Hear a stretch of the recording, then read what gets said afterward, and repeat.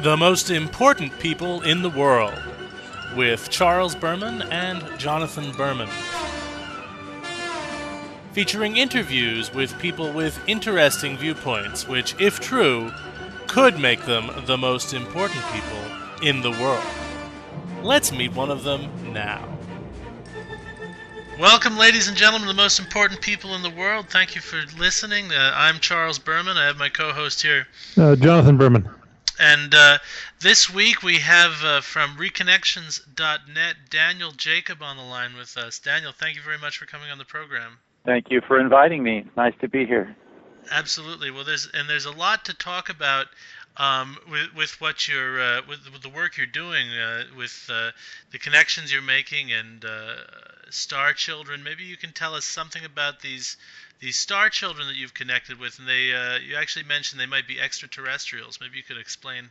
Well, yeah, the star children are part of what we call Children of the New Earth, and they're coming in now in waves, you might say, incarnating on the planet as we sense as a mass mind that big changes are about to take place. So the kids that we're bringing in or attracting in are equipped to do that, to take care of that. And there's a number of different Children of the New Earth subsets that they call them. That's the first subset that talked about was Indigo Kids, and that was talked a lot by Lee Carroll and Jan Tober with their first book, The Indigo Children. And then there's Crystal Children, and of course Star Children have come up, Amethyst Children, Rainbow Children. It seems like each wave has its particular people that it reaches out to and talks to basically say, we're here, we need support, we're here to support you, but we also need credibility, and we need you might say, a bully pulpit in which to operate. So in 1997, when I was doing some of my writings out on the Usenet news groups, I was doing a series called Energy Activations, which was about things happening on the planet as a response to things like solar flares and various other shifting conditions. And all of a sudden, I found myself writing about the star children, and what started out as one chapter ended up being 9, and then it also became a CD that I put out back in 2003. And I did also a series for a couple of online magazines, one of them being Children of the New Earth magazine and Lightworker. Now, I'm a little bit curious. Now, I know that you are your experience with making connections with beings that other people can't. Do you have a special connection, or how do we know that the star children are perhaps associated with other planets or from other planets? Well, a lot of the orientation will be, usually they will contact other people who have interplanetary origins as well. So many of the star elders that are here have those connections, although they may not have been able to come forward fully into fruition during the generation that they lived, because there just wasn't enough support for it or credibility. It became too threatening for them to come out. But at this particular time, just about anything goes, particularly with the internet. And you can look out on the internet and find just about anything. And the way a person knows that the connection they're making is real, it has to do with the sense of resonance they feel within themselves. I believe that's really the core of it all. I mean, you can present all kinds of evidence, and you can talk about, I saw this, or I have a video of that, but really when it comes down to it, what you really believe, what changes your life, what feeds you, it's going to have to either touch something inside you that says, yes, this is true. You might call it the truthing factor. No. No, go ahead. I'm sorry. Or it's going to have some kind of a precedence in your life, like many of the people who get contacted either by galactic beings or by the children as they're coming in have also had other contact experiences as well, as have I. And if you read about the reconnection story on my site about when I began doing my writings back in '91, I had kind of a encounter of my own in Santa Fe, New Mexico, and it kind of opened up channels within me where I was able to start receiving material. Went out and got myself one of those Radio Shack laptops and just burned the thing up writing. And I haven't really stopped writing ever since, although a lot of it came out fast and furiously in the first, say, 10 years or 15 years, and then a lot of it's been interacting with people about the concepts. It's almost as important to get feedback and to interact around these things as it is to actually put the stuff out there, because some of it's just validated by experience. Mm-hmm. So tell us about this experience you had and about the reconnections. They would be perhaps galactic beings that have made contact with you Some of them are. Bring us Well, at first, their first description of me, because the message that they bring is kind of a dual message. First of all, it talks about the unity of everything, the universal oneness of all people, beings, and places and things, that we all grow from a common root. And then the other thing has to do with the fact that in that unity there's also multiplicity, and so we have alternative, you might call them realities or universes, that kind of buzz all around us, vibrating at different speeds. And when we talk about channeling, it's every bit as much as like turning on your TV set. You'll have a TV set or a radio. There's all kinds of programs going on that set at any given point in time, and what you turn your attention to is the program you're going to pick up on. But that doesn't mean the others aren't still there as well. So people who become channels, or people who are futuristic visionary writers, are people who just turn to some different channels who are able to handle those kind of vibrations and then maybe downstep them to a place where they can be put in language and words that others can play with and integrate and understand if they want to, if they're ready. If they're not, then it'll all seem like gibberish to them. Now, when I've heard the term Star Child before, it was in reference to a skull with an enlarged cranium. Yeah, they call it Homo noeticus mutandis that they found, and there's been some evidence of there's a whole contingency or sect inside the Star Child movement that talks about hybrid beings that are actually part celestial being genetically and part human. And they found this particular skull that bore that out. When you look at it, I think I had a picture of it on my site at one point. That looks very much like what you would think of as those classic grays from Zeta Reticuli 2 that we hear about when we talk about abductions and so on and so forth. And then there's you might say they kind of look a bit Asian in their orientation with the big eyes. Now, the grays in abduction literature are often rather menacing. Do you consider the possibility that some star children may belong to rather menacing alien species? Well, it all depends on how you view them and how you approach them.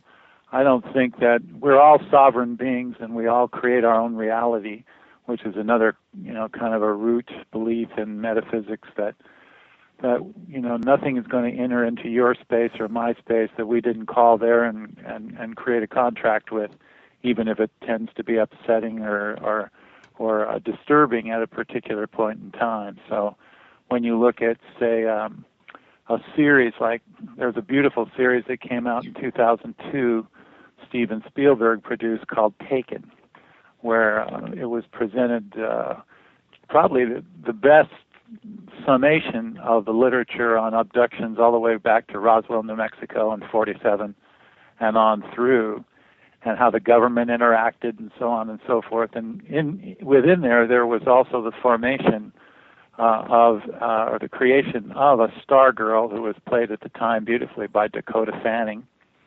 And you can see when you look at the interactions of her genetic relatives, the people who seeded her, and the military, and what they wanted and what their agendas were, and then the individuals, the civilians that they came in contact with. There were supporters, there were antagonists, there were all kinds of people looking at them in different ways. Some people had their own agendas.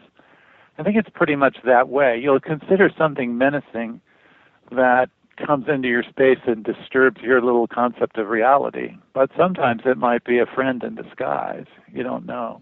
Mm-hmm. Now, you mentioned, speaking of the Greys, that they come from Zeta Reticuli too. They're attributed to. I mean, that's part of it. Yeah. Right. So, I mean, that's part of what I was wondering, is if we knew very much about where some of these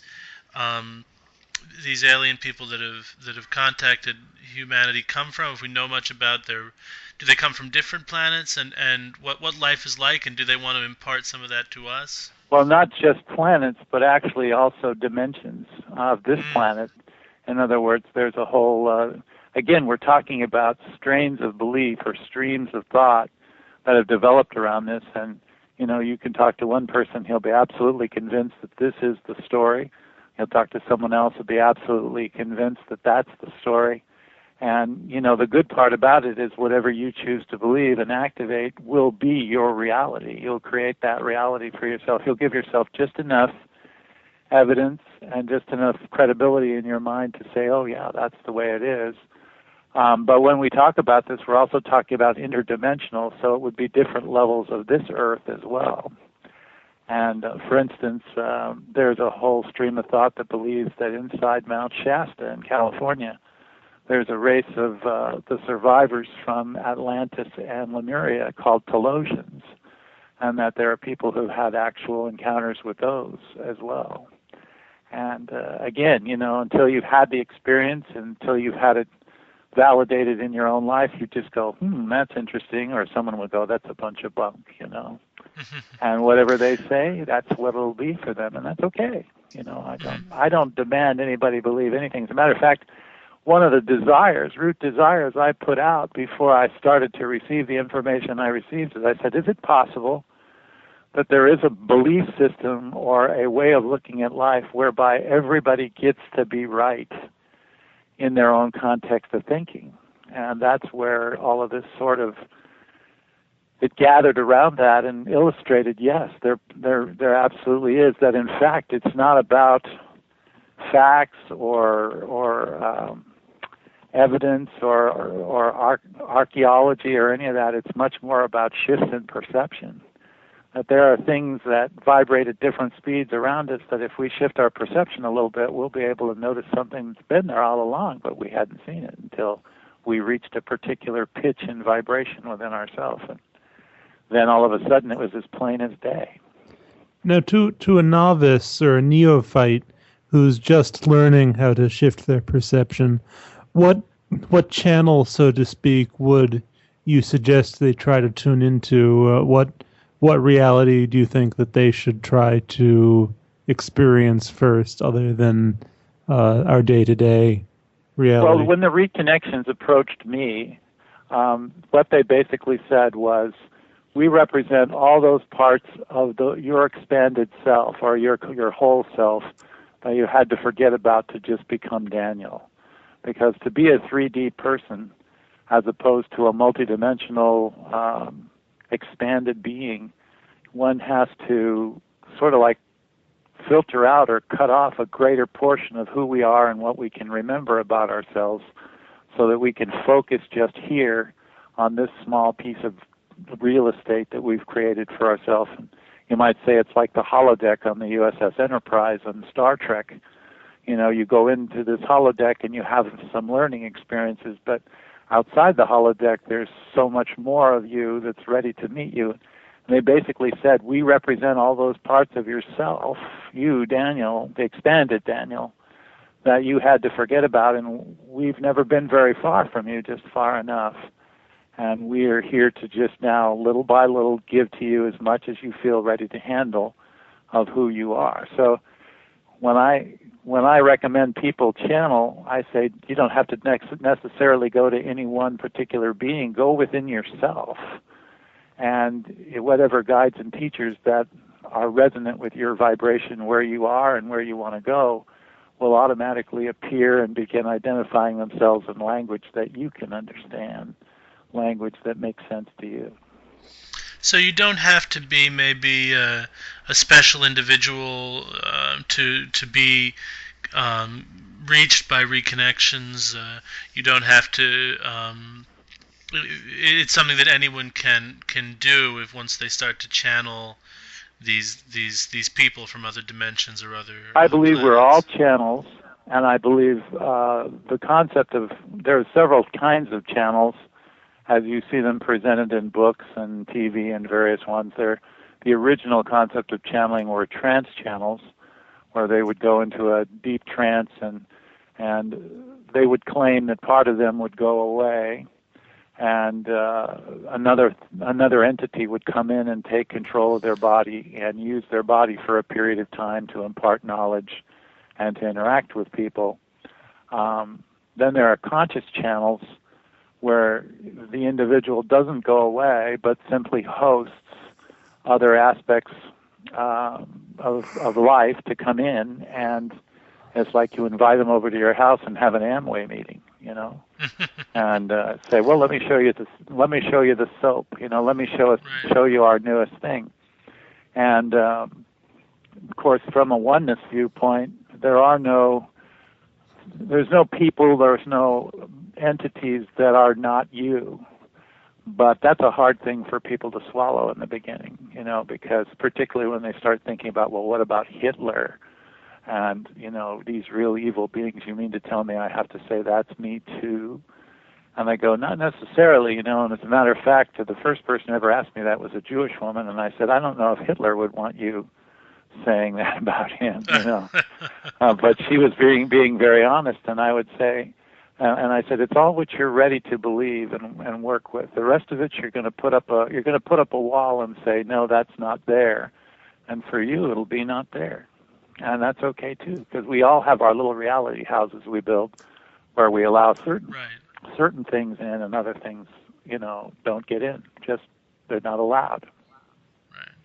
And this is maybe, if we wanted to try to relativize that a little bit and maybe to break out of those reality houses, this process of channeling might be a way to do that. It is, yes. Now, originally, there were classes. I mean, there still are, I'm sure, channeling classes and trainings and things you can work with. There's a thing called automatic writing, where people will sit down and they'll write with their dominant hand a message, whatever they want to say to the universe or whoever they're trying to contact, and then they'll use their non-dominant hand to respond, since that would be a hand that would be more available for supernormal or other paranormal things to contact you through the non-dominant hand. So there are people who do it that way. There are some people who will just sit down with a tape recorder and they'll just begin speaking, and they won't filter it. They'll just begin speaking, and it's amazing what can come out of your mouth when you don't filter it, and when you're not really trying to impress anyone or say anything. You just basically start going, and you see where it takes you. So it's like you using a Ouija board almost.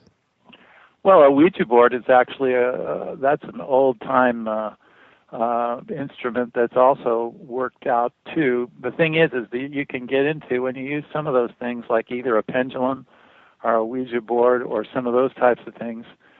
It's much more easy for people to get the idea that they're being taken over or possessed, and particularly if some of the messages that come through might come from their fear base and their fear of the supernatural, or maybe some repressed memories, things that they haven't dealt with yet, and it comes through, and they've made movies, Hollywood's made movies about it, and it seems to have scared people away from what can actually be quite a natural and wholesome growth experience if your intentions are pure and you're not trying to scare yourself or anyone else.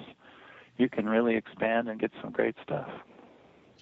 One thing I'm curious about is this question that we are able to, as we've been describing, or as you've been describing, I should say, to channel these people, these reconnections. Um, Now, is it possible for them in their dimensions to channel us? Absolutely. That's a beautiful question, and that's really a great thought. Everyone who gets channeled here is also channeling you in their reality. And so you represent as much a part of them and their 3D experience as they represent someone from 7D or 6D or 5D. Well, I think fifth dimension, sixth dimension, and so on and so forth. And there are people who've laid that out too, so that they have numbers of dimensions, and each one represents levels of consciousness. So they have something to learn from us, just as they're much as here we... to learn as much from us as we are to learn from them.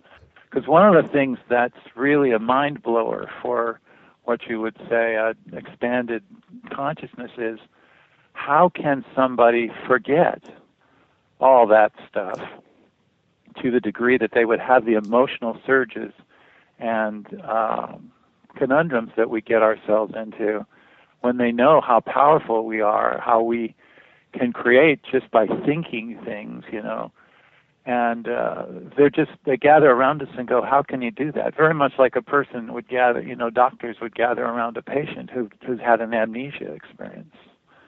And they say, wow, does he remember you? How about that? Does he remember this? And they're just amazed at how we're able to shut everything out and just focus on this one or these few things and make them real, but everything else is just, no, it's not there. And they go, how can you do that? Now, so they're fascinated by that. Now, in our plane of reality, it seems that majority of people don't spend most of their lives actively trying to channel other beings. Do you think that on other planes that's a more common activity? That's a more popular pastime? It could be. I mean, you look at, say, you take a movie like K-PAX, with Kevin Spacey. There's a perfect example of an interdimensional being developing a relationship with a regular human and going through the experience of having that. And when the human went through his horror, his trauma, the interdimensional being actually took up residence within him and kind of held him up during the time that he was searching for someone who could help him with the trauma. Ended up in a psych hospital with a psychiatrist who he knew was capable of being able to help this person. And once he felt he was in good enough hands, then he was able to return back to what would be for us more like just an energy space as opposed to the solid ground we're used to seeing. And he would travel just by the speed of light. And there's some great interactions in that movie if you want to see an example of it.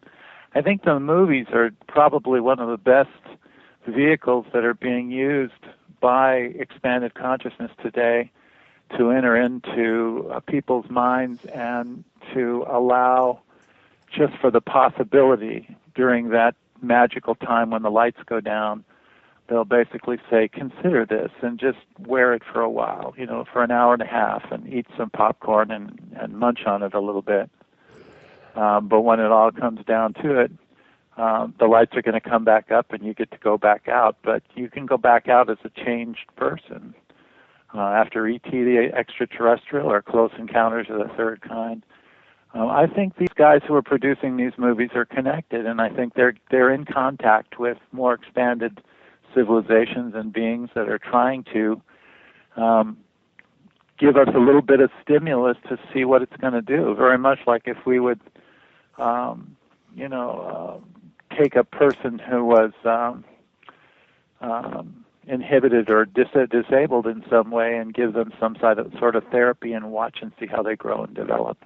They see it. Many of them don't see us as disabled. They see us as volunteers on a vacation and limitation. It's like you go Mm. take a corporation president who runs this huge multinational corporation, and he decides to take off for a week and go to a dude ranch and shovel horse manure just for fun. That's the way it is, and there's more horse manure here than we reckoned, I guess, when we first came.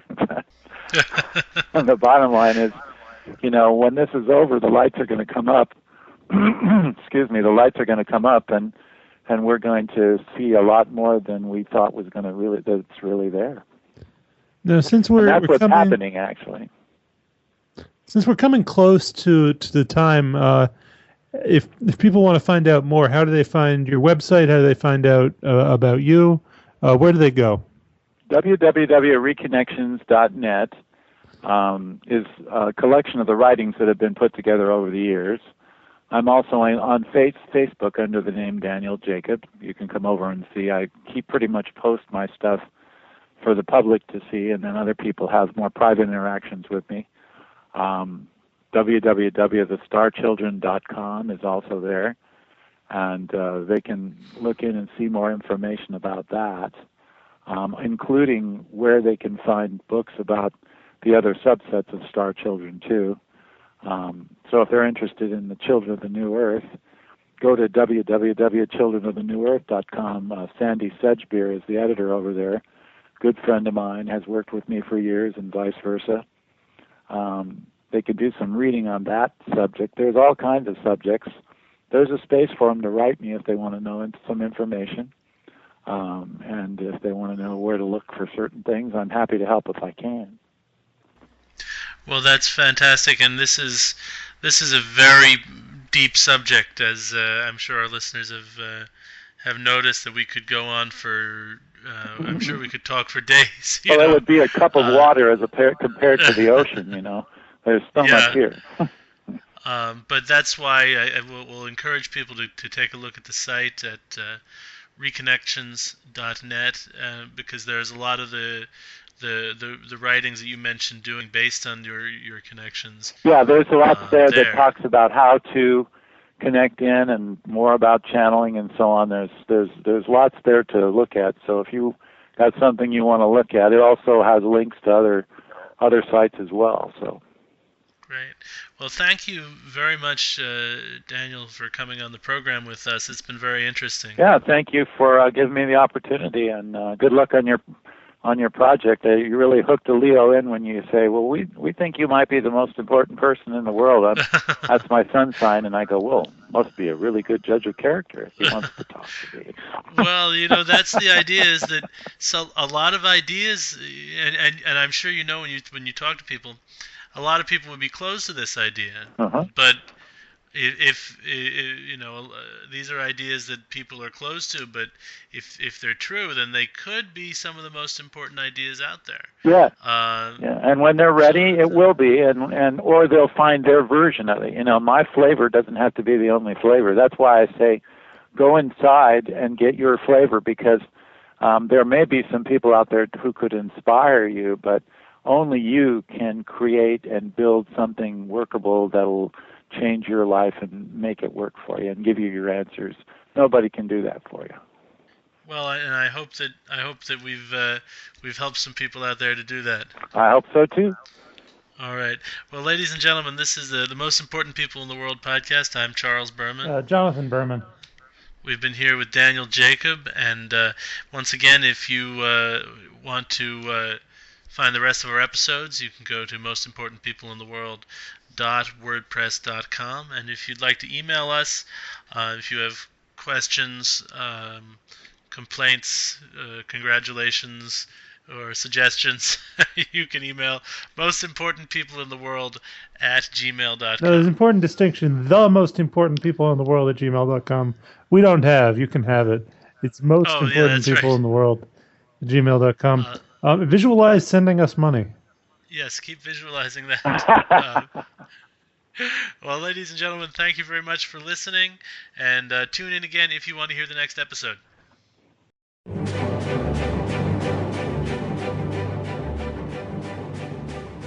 You've been listening to The Most Important People in the World. With feedback or guest ideas, contact us at mostimportantpeopleintheworld@gmail.com.